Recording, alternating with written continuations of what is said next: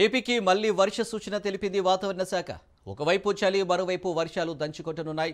అల్పపీడనం ఎఫెక్ట్ కారణంగా ఏపీలో మోస్తరు నుంచి భారీ వర్షాలు పడనున్నాయని వాతావరణ శాఖ హెచ్చరికలు జారీ చేసింది. ఇక బంగాళాఖాతంలో అండమాన్ సమీపంలో అల్పపీడనం ఏర్పడే అవకాశం ఉందని భారత వాతావరణ విభాగం తెలిపింది. ఇది పశ్చిమ వాయువ్య దిశగా కదులుతూ ఈ నెల 24 నాటికి దక్షిణ మధ్య బంగాళాఖాతంలో వాయుగుండంగా మారుతుందని అంచనా వేస్తుంది. తర్వాత అదే దిశలో పయనిస్తూ 25 నాటికి నైరుతి బంగాళాఖాతంలో తుఫానుగా బలపడే అవకాశం ఉందని తెలుస్తుంది. అయితే ఈ కారణంగా ఏపీలో రాబోయే 3 రోజుల్లో పలు ప్రాంతాల్లో తేలికపాటి నుంచి ఓ మోస్తారు వర్షాలు కురవచ్చని, కొన్ని జిల్లాల్లో భారీ వర్షాలకు అవకాశం ఉందని అమరావతి వాతావరణ కేంద్రం వెల్లడించింది.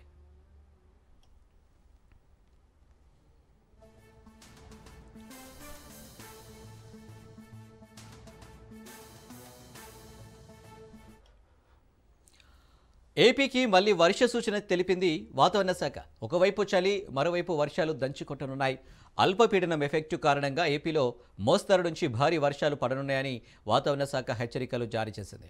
ఇక బంగాళాఖాతంలో అండమాన్ సమీపంలో అల్పపీడనం ఏర్పడే అవకాశం ఉందని భారత వాతావరణ విభాగం తెలిపింది. ఇది పశ్చిమ వాయువ్య దిశగా కదులుతూ ఈ నెల 24 నాటికి దక్షిణ మధ్య బంగాళాఖాతంలో వాయుగుండంగా మారుతుందని అంచనా వేస్తుంది.